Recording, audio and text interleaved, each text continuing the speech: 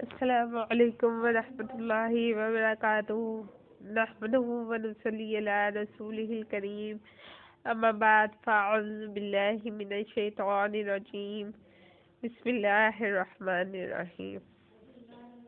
Valentine day اصل میں کیا ہے؟ اس کی حقیقت کیا ہے؟ اس کی ابتدا کہاں سے ہوئی؟ اس کے بانی اول کون تھے؟ کیا بحیثیت مسلمان ہمیں منانا چاہیے؟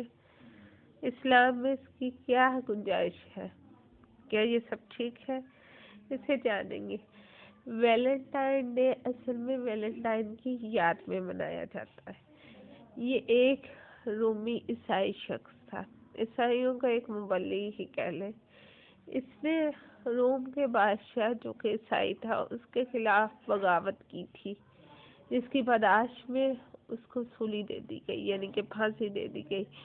اس کی یاد میں محبت کرنے والوں کے نام یہ دن منایا جاتا ہے۔ بیسیکلی اس کی تاریخ، اس کی ہسٹری یہ ہے کہ روم کے بادشاہ کا یہ ماننا تھا کہ روم کے نوجوان اور اس کی جو فوج ہے اس کے نوجوان کی شکست کی جو بنیادی اسباب ہے ان میں سے یہ بھی ایک ہے کہ نوجوان محبت، پیار، عشق جیسے جذبات میں بہہ کر شادی جیسے رشتے میں بن کر جو ہے شکست خورد ہے، یعنی کہ وہ اپنے اصل مقاصد سے دور ہو رہے ہیں۔ تو اس نے شادی پر بین کیا تھا، یعنی کہ شادی کو غلط قرار دے دیا تھا، جس پر ویلنٹائن نے بغاوت کی تھی۔ تو بادشاہ نے جو ہے اسے بند کرنے کا جیل میں حکم دیا اور 14 فروری والے دن اس کو پھانسی دی گئی۔ کہنے میں یہ بھی آتا ہے کہ اس نے اس رائے کا بھی اظہار کیا تھا کہ شادی سے پہلے مرد اور عورت کے درمیان جسمانی تعلقات یا پھر جو ہے مرد اور عورت کے درمیان جو ہے کسی بھی قسم کی دوستی غلط نہیں ہے، یہ اس کا خیال تھا۔ 14 تاریخ والے دن جب اس کو 14 فروری کو پھانسی دی گئی تو اس سے قبل اس نے ایک خط لکھا تھا جو کہ اس نے جیلر کی بیٹی کو دیا جو کہ اس کی دوست تھی، اور اس میں اس نے کوئی دستخط اپنے سگنیچر اس انداز سے کیے تھے جس میں لکھا ہوا تھا کہ تمہارا ویلنٹائن۔ اب جب وہ خط عیسائی پوپ تک پہنچا تو اس نے جو ہے اس کو لوگوں کے سامنے منظر عام پر لایا گیا، اور اس میں کچھ ایسا تھا کہ جو لوگوں کو بڑھاوا دینے کے لیے تھا۔ ادھر سے ایک رسم پڑی کہ ویلنٹائن کے نام پر 14 فروری کے دن کو مخصوص کیا گیا، اور آپس میں مرد اور عورت شادی سے قبل ہی ایک دوسرے سے محبت کا اظہار کرتے، ملتے، تحفے تحائف، کارڈ اور بہت سی چیزیں ایک دوسرے کے ساتھ ایکسچینج کرتے، یعنی کہ دیتے، ٹھیک۔ اور اس طرح ہی 14 فروری سے آگے 15 فروری کے دن بھی وہ رات کو ان کے ہاں ایک جشن ہوتا جہاں پر مختلف لڑکیاں اور لڑکے جمع ہوتے اور ادھر ایک ڈبہ رکھا جاتا جس سے کچھ پرچیاں نکالی جاتی جس میں لڑکیوں کے نام لکھے ہوتے تھے۔ اب اس پرچی پر جو لڑکا جس لڑکی کا نام نکالتا اس کے ساتھ وہ اپنی شام بتاتا، اور اس طرح کا سلسلہ پڑھنے میں آتا ہے کہ پورا سال ہی ان کے یہاں چلتا، لڑکے اور لڑکیوں کے جوڑے بنائے جاتے، اور اس میں سب سے بڑا نقصان یہ ہوتا تھا کہ وہ ایک دوسرے کی محبت میں گرفتار ہو جاتے تھے۔ پر حال یہ ساری چیزیں ان کی تھی، آیا کہ اسلام میں اس کی گنجائش ہے یا نہیں ہے؟ مسلمانوں کو یہ چیز منانی چاہیے کہ نہیں منانی چاہیے؟ سب سے پہلی بات یہ کہ مسلمان قوم ایک ایسی قوم ہے جن کی اپنی ایک تہذیب ہے، ایک ثقافت ہے، ایک راستہ ہے، ایک دین ہے جو کہ اللہ تعالیٰ نے مسلمانوں کے لیے مقرر کیا ہے، ایک تمدن ہے۔ مسلمان قوم ایک ایسی قوم نہیں ہے جس کے پاس کوئی تمدن، کوئی راستہ، کوئی جو ہے صراط مستقیم نہ ہو کہ وہ دوسروں کی طرف بھاگے۔ اور سب سے پہلی بات کہ عیسائیت کا بھی یہ خود ساختہ ایجاد کیا ہوا دن ہے، نہ تو حضرت عیسیٰ علیہ السلام نے اس کا حکم دیا، نہ ہی بائبل یعنی کہ انجیل میں اس کا کوئی ثبوت ملتا ہے۔ خود حضرت مریم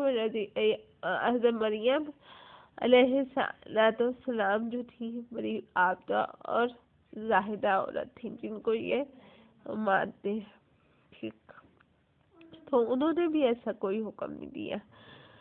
مریم میں اس چیز کی واضح طور پر دلیل ملتی ہے کہ جب حضرت جبریل علیہ السلام ان کے پاس ایک انسانی شکل میں آئے تو انہوں نے کیا کہا کہ کیا تیرے دل میں اللہ کا خوف ہے؟